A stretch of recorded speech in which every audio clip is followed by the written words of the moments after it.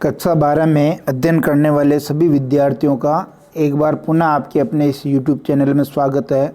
प्यारे बच्चों, अनिवार्य हिंदी की मैं बात कर रहा हूँ और अनिवार्य हिंदी में गद्य भाग जो है, गद्य भाग के महत्वपूर्ण प्रश्न उत्तर हमने देख लिए थे। आज हम पद्य भाग के महत्वपूर्ण प्रश्न उत्तर लेके आए हैं, जो आरोह भाग 2 पुस्तक है। पाठ संख्या 1 से 4 के जितने भी अति लघुतरात्मक, लघुतरात्मक और निबंधात्मक प्रश्न बनते हैं वो सब आपको यहाँ मिलेंगे।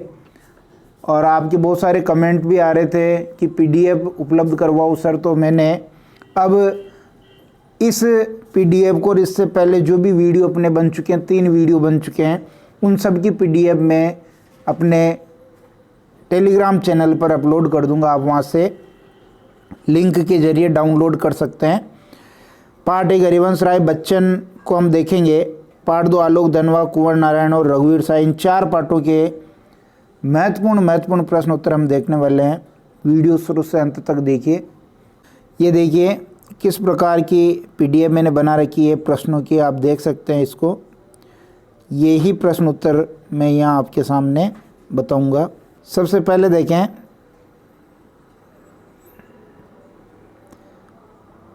हरिवंश राय बच्चन आत्मपरिचय और दिन जल्दी जल्दी ढलता है, जो 2 कविता इनकी लग रही है, उनके प्रश्न उत्तर कौन कौन से बनेंगे। सबसे पहले हम देखेंगे, थोड़ा मैं बड़ा भी कर देता हूँ, आपके इजी रहेगा। आलावाद के प्रवर्तक कौन माने जाते हैं? हरिवंश राय बच्चन। आत्मपरिचय कविता के कवि का क्या नाम है? हरिवंश राय बच्चन। दिन जल्दी जल्दी ढलता कविता हरिवंश राय बच्चन के किस काव्य संग्रह से ली गई है? निशा निमंत्रण। आत्मपरिचय कविता में कवि ने अपना परिचय किस रूप में दिया है? एक दीवाने के रूप में दिया है, नया दीवाना। हरिवंश राय बच्चन के 2 काव्य संग्रहों के नाम लिखिए। उन काव्य संग्रहों में से कोई भी 2 आपको याद होने चाहिए, लिखने भी है। कवि परिचय का भी प्रश्न आता है। मधुशाला, मधुबाला, मधुकलश, निशा निमंत्रण, एकांत संगीत, आकुल अंतर, मिलन यामिनी, सतरंगिणी, आरती और अंगारे, नए पुराने झरोखे, टूटी फूटी कड़ियाँ, इनमें से कोई भी 2 लिख दें। छठा प्रश्न, हरिवंश राय बच्चन की प्रारंभिक कविताओं पर किसका प्रभाव स्पष्ट देखा जाता है? उमर खय्याम। हरिवंश राय बच्चन की आत्मकथा कितने खंडों में? 4 खंडों में। आत्मपरिचय कविता में कवि का संदेश क्या है? प्रेम और मस्ती का संदेश वो संसार को देना चाहता है। कवि ने संसार को अपूर्ण क्यों माना है? अपूर्ण क्यों माना है? प्रेम के अभाव के कारण उसको अपूर्ण मानना है। फिर आगे देखिए, कविता में सांसों के 2 तार किसका प्रतीक है? जीवन का प्रतीक है।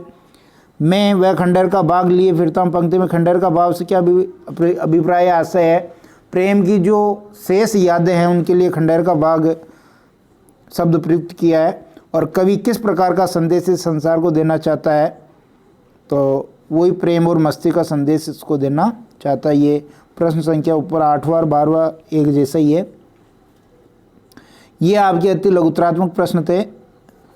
अब हम लघुतरात्मक प्रश्नों की बात कर लेते हैं। लघुतरात्मक प्रश्नों में देखिए,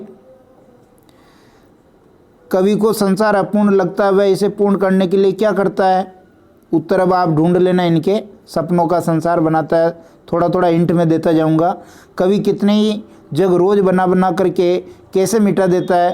तो कवि सपनों में रोज नए नए संसार बनाता है, क्योंकि इस संसार से उसका लगाव नहीं है, क्योंकि ये संसार और वो दोनों में मेल नहीं है, अलग अलग है। चिड़ियों के पैरों में चंचलता कौन बढ़ता है? कौन बढ़ता है? चिड़िया जो उड़ करके अपने नीड यानी घोंसले में जाती है, तो कौन उसके पैरों में जो है चंचलता बढ़ता है? तो जो बच्चे इंतज़ार कर रहे होते हैं, वो जब चिड़िया के ध्यान में आते हैं तो उनके पैरों में चंचलता का भाव आ जाता है। किस कारण से कवि के पैर शिथिल हो जाते हैं और उर में वेलता का भाव बढ़ जाता है? जब उसे पता चलता है कि भाई मेरा तो घर पर कोई नहीं है, कौन है जो मेरा इंतजार कर रहा, तो उसके पैर शिथिल हो जाते हैं। मैं जग जीवन का वार लिए फिरता हूँ पंक्ति से क्या आशय है? सांसारिक उत्तरदायित्व है, क्योंकि विरुद्धों का सामंजस्य हमने माना है, तो दोनों ही भाव है। एक तरफ वो सांसारिक उत्तरदायित्व की बात करता है, दूसरी तरफ उसको जो स्वार्थी संसार है उसको ठीक नहीं लगता है, तो ये भाव है। नादान वही आए जहाँ पर दाना पंक्ति से क्या आशय है?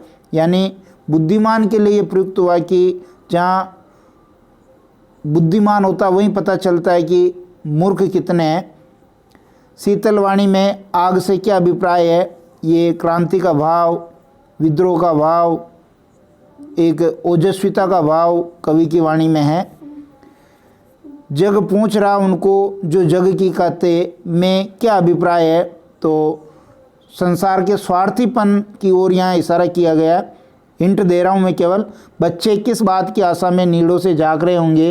वो इस बात की आशा में नीड़ों से जाग रहे होंगे कि मेरी माँ मेरे लिए दाना लेकर के आएगी। और कवि ने सांसों के दो तार किसे कहा और क्यों? जीवन को कहा। सांसों के दो तार किसको कहा? जीवन को कहा है। फिर देखिए,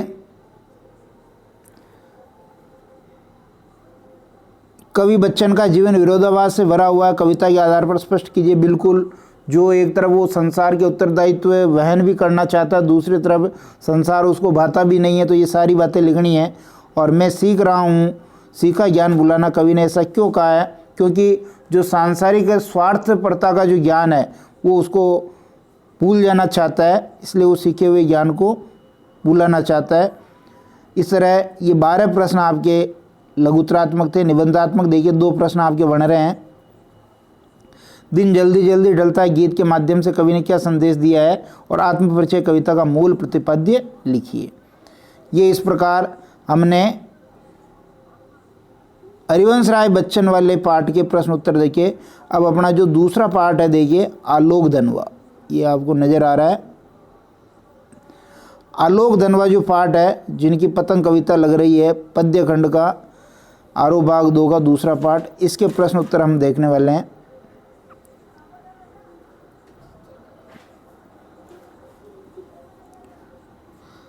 सबसे पहले मैं इसको बड़ा कर देता हूँ, आपके समझ में आ जाएगा। आलोक धनवाकृत कविता पतंग में किसका चित्रण है? बाल सुलभ जो चेष्टाएं हैं, यानी बच्चे जो पतंग उड़ा रहे हैं उनकी बाल सुलभ इच्छाओं और उमंगों का यहाँ सुंदर चित्रण किया गया है। पतंग कविता में कवि ने सवेरे की तुलना किससे की है? किससे की है? खरगोश की आंखों जैसा लाल सवेरा बताया ना, तो खरगोश की आंखों जैसे लाल सवेरे से तुलना की है। अपनी नई नहीं है या नई, न्यू, ये गलत छप गया है। चमकीली साइकिल चलाते हुए पुलों को पार कर कौन आया? तो शरद ऋतु का आगमन जो बताया है वो मानवीकरण का आरोप करते हुए वो बताया गया है। चमकीले इशारों से कौन किसे बुला रहा है? चमकीले इशारों से जो है शरद ऋतु पतंग उड़ाने वाले बच्चों को बुला रही कि आओ और आसमान साफ हो गया, पतंग उड़ाओ। दुनिया की सबसे हल्की और रंगीन चीज़ किसे कहा गया? पतंग को। पतंग उड़ाते हुए बच्चे दिशाओं को किसकी तरह बजा रहे हैं? मृदंग की तरह। बच्चों को छत से गिरने से कौन बचाता है? कौन बचाता है? एक लाइन आपके आई, आपको पता हो तो, कि उनके ही शरीर का जो रोमांचित संगीत है वो उनको गिरने से बचाता है। फिर देखते हैं आगे।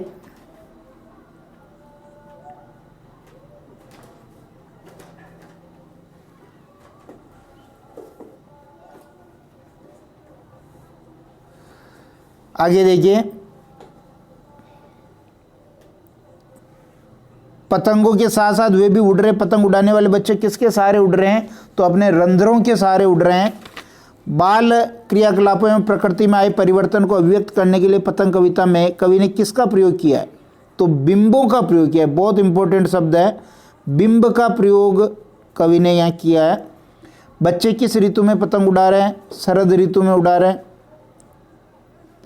आलोक धनवा का एकमात्र काव्य संग्रह कौन सा है और उनकी पहली कविता कौन सी? तो दोनों आपको ध्यान होना चाहिए। दुनिया रोज बनती है, ये इनका पहला काव्य संग्रह है, और जनता का आदमी ये इनकी पहली कविता है। तितलियों की इतनी नाजुक दुनिया किसके लिए आया? जो पतंग उड़ाने वाले बच्चे हैं और जो किलकारियाँ करते हैं पतंग उड़ाते हुए, वो सीटियाँ बजाते किलकारियाँ करते हैं, तो उस माहौल के लिए कवि ने तितलियों की नाजुक दुनिया का प्रयोग किया है। लघुतरात्मक प्रश्न देखिए।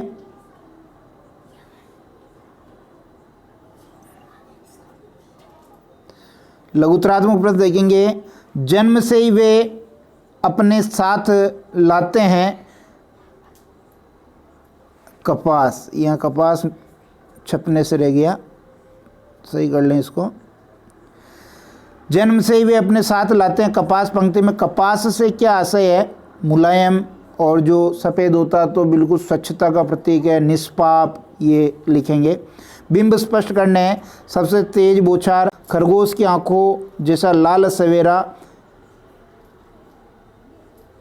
इसी तरह शरद आया पुलों को पार करते हुए, आकाश को इतना मुलायम बनाते हुए, घंटी बजाते हुए जोर जोर से। तो जो बिंब हैं, दृश्य, श्रव्य, सबसे तेज बौछार में दृश्य बिंब हो गया। खरगोश की आंखों जैसा लाल सवेरा, ये भी दृश्य बिंब हो गया। शरद आया पुलों को पार करते हुए, देखो मानवीकरण अलंकार तो है यहाँ, लेकिन आपको जो है यहाँ बिंब बताना, तो ये भी दृश्य बिंब हो गया। आकाश को इतना मुलायम बनाते हुए, तो ये स्पर्श बिंब है। और घंटी बजाते हुए जोर जोर से, ये आपका श्रव्य बिंब है। तो ये जो ऊपर के तीनों हैं ये सब दृश्य बिंब है, लेकिन कैटेगरी अलग अलग है। सबसे तेज बौछार ये गतिशील दृश्य बिंब है। खरगोश की आंखों जैसा लाल सवेरा ये स्थिर दृश्य बिंब है। और शरद आया पुलों को पार करते हुए, ये भी गतिशील प्रतिबिंब है, प्रतिबिंब क्या बिंब है। आकाश को इतना मुलायम बनाते हुए, ये आपके स्पर्श बिंब है। और घंटी बजाते हुए ये श्रव्य बिंब है।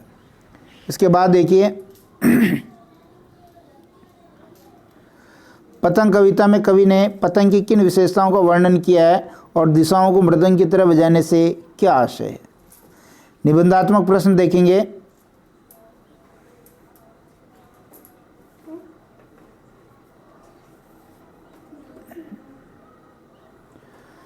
पतंग शीर्षक कविता का मूल प्रतिपाद्य क्या है? पतंग उड़ाते समय बच्चों की क्या मनस्थिति होती है, उसका वर्णन करना है। और सबसे तेज बौछारें गई बादो गया में, इसके बाद प्रकृति में जो परिवर्तन हुआ उसका वर्णन अपने शब्दों में करना। इसके बाद जब 2 पार्ट के हमने देख लिए, महत्वपूर्ण प्रश्न तो अपना तीसरा पार्ट है कुंवर नारायण। तीसरा पार्ट कौन सा है? कुंवर नारायण। और पद्य खंड का ये तीसरा पार्ट आरोह भाग 2 पुस्तक हिंदी अनिवार्य कक्षा 12 है। इसमें इनकी 2 कविताएं लग रही है, बात सिद्धि थी पर और कविता के बहाने। इनके प्रश्न उत्तर हम देखेंगे।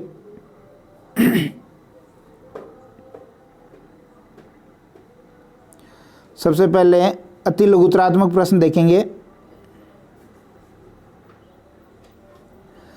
बात सिद्धि थी पर कविता किस काव्य संग्रह से ली गई? बात सिद्धि थी कविता जो कुंवर नारायण की है, ये किस काव्य संग्रह से ली गई है? कोई दूसरा नई काव्य संग्रह इसका है, कोई दूसरा नई काव्य संग्रह से ये ली गई है। बिना मुरझाए कौन महकता? कविता। कौन महकता? कविता। उसे पाने की कोशिश में भाषा को उल्टा पलटा पंक्ति में कवि क्या पाना चाहता था? जो कवि का अभिष्ट अर्थ है, जो बात का भाव है, उसे पाना चाहता था। कुंवर नारायण का प्रबंध काव्य कौन सा है? तो आत्मजयी इनका जो है बढ़िया सबसे फेमस प्रसिद्ध प्रबंध काव्य है। कविता के बहाने कुंवर नारायण के द्वारा रचित किस काव्य संग्रह से ली गई कविता है? कविता के बहाने जो है वो इन दिनों काव्य संग्रह से ली गई है। कुंवर नारायण किस तार सप्तक के कवि हैं? तीसरे प्रयाग उजय में के कुकी का सदमा, ये शॉर्ट ट्रिक है, तो तीसरे तार सप्तक के कवि हैं। कुंवर नारायण आधुनिक काल की किस काव्य धारा के कवि हैं? कुंवर नारायण जो आधुनिक काल की, आपको पता है कि जो नई कविता है उस नई कविता काव्य धारा के ये कवि हैं। इसके बाद देखिए 8वां 9वां और देख लेते हैं।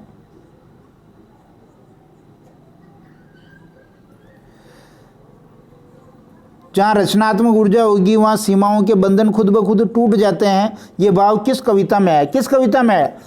आपको पता है कि रचनात्मक ऊर्जा होगी तो फिर बंधन टूट जाएंगे। ये भाव आया आपके कविता के बहाने। कविता में बहुत इंपॉर्टेंट प्रश्न है, वे ध्यान रखें इसको। और किस कविता में कथ्य और माध्यम के द्वंद्व को उकेरते हुए भाषा की सहजता की बात की गई है? बात सिद्धि थी कविता में ये बात की गई। अब हम लघुत्तरात्मक प्रश्न देख लेते हैं।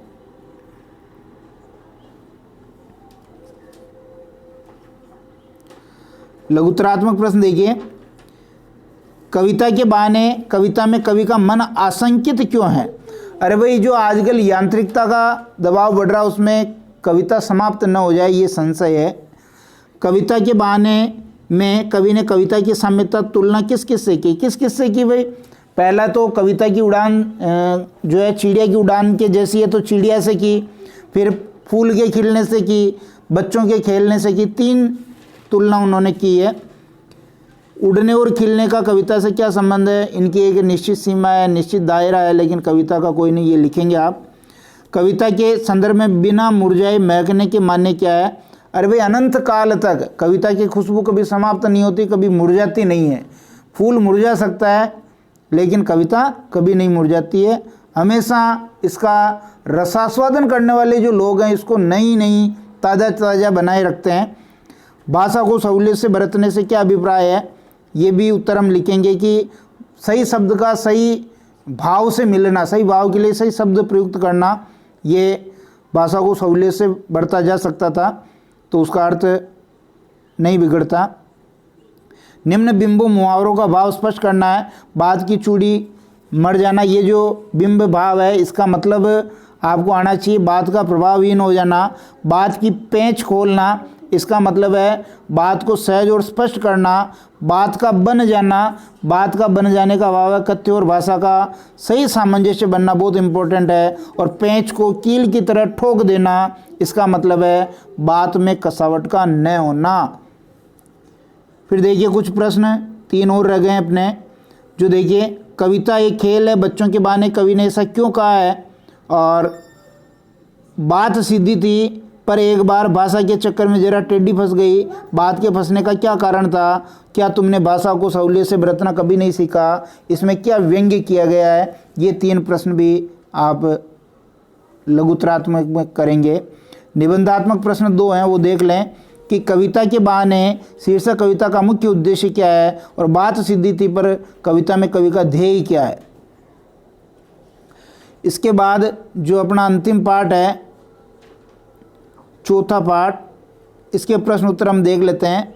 जैसा कि आप देख पा रहे हैं, पद्यखंड आरोह भाग 2 का ये चौथा पार्ट है, रघुवीर सहाय, इसके प्रश्न उत्तर हम देख रहे हैं।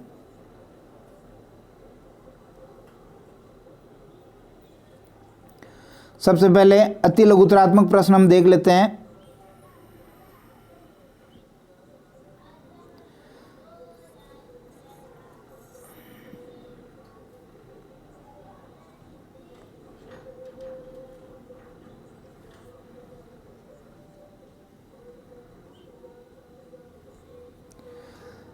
रघुवीर सहाय रचित कविता कैमरे में बंद अपाहिज उनके किस काव्य संकलन से ली गई है? तो आपको पता है कि ये रघुवीर सहाय एक बहुत अच्छे पत्रकार रहे हैं, और इनकी जो ये कविता है ये लोग भूल गए काव्य संग्रह से ली गई है। रघुवीर सहाय के 2 काव्य संग्रहों के नाम लिखने हैं, बहुत सारे काव्य संग्रह, उनमें से आप किन्हीं 2 के नाम लिख सकते हैं। सीढ़ियों पर धूप में, आत्महत्या के विरुद्ध, हंसो हंसो जल्दी हंसो, ये बहुत अच्छी इनकी काव्य संग्रह हैं। रघुवीर सहाय आधुनिक काल की किस काव्य धारा का संवेदनशील नागर चेहरा है?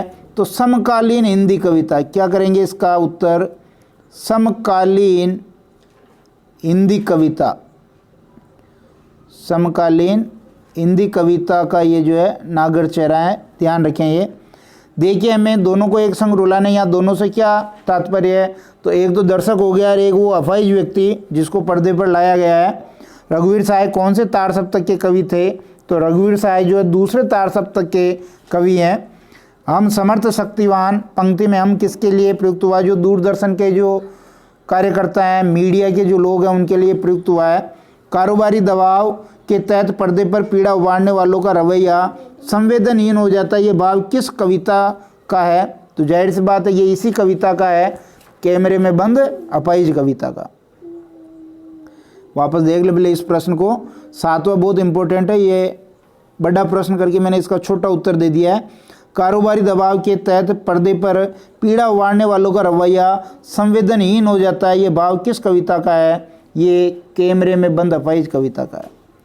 लघुत्तरात्मक प्रश्न देखेंगे।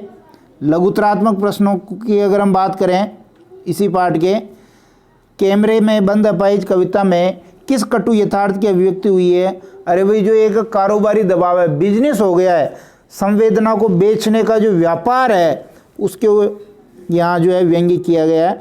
पर्दे पर वक्त की कीमत के द्वारा कवि ने क्या दृष्टिकोण रखा है? कैमरे में बंद अपाहिज कविता में कुछ पंक्तियाँ कोष्टक में लिखी गई, आपकी नज़र में इसका क्या औचित्य है? हम समर्थ शक्तिवान और हम एक दुर्बल को लाएंगे पंक्ति में किस पर व्यंग्य किया गया है? इसमें क्या भाव है, ये पूछा गया है। पर्दे पर वक्त की कीमत है, ऐसा क्यों कहा गया है? और ये अवसर खो देंगे, ऐसा किसने और क्यों कहा? कैमरे में बंद अपाहिज कविता किस सामाजिक उद्देश्य की पूर्ति को दर्शाती है? क्या वास्तव में वे सामाजिक उद्देश्य की पूर्ति करती है? स्पष्ट करना है। और 2 निबंधात्मक प्रश्न आप यहाँ देख लें। कैमरे में बंद अपाहिज कविता करुणा के मुखौटे में छिपी क्रूरता की कविता, इस पर अपने विचार लिखने हैं। और कैमरे में बंद अपाहिज कविता संवेदनहीन कविता है, तर्क सहित उत्तर लिखना है। यानी इसमें जो काम किया गया है वो संवेदनशीलता का नहीं है, संवेदनहीनता का है। ये आपको तर्क सहित लिखना है। इस पीडीएफ का लिंक मैं डिस्क्रिप्शन बॉक्स में और मेरे टेलीग्राम चैनल पर उपलब्ध करवा दूंगा, आप वहां से इसको डाउनलोड कर सकते हैं। अगर वीडियो पसंद आता तो लाइक शेयर करें, ज़्यादा से ज़्यादा इसको अपने मित्रों तक पहुंचाएं। चैनल यदि आपने अब तक ज्वाइन नहीं किया तो कर लें। धन्यवाद।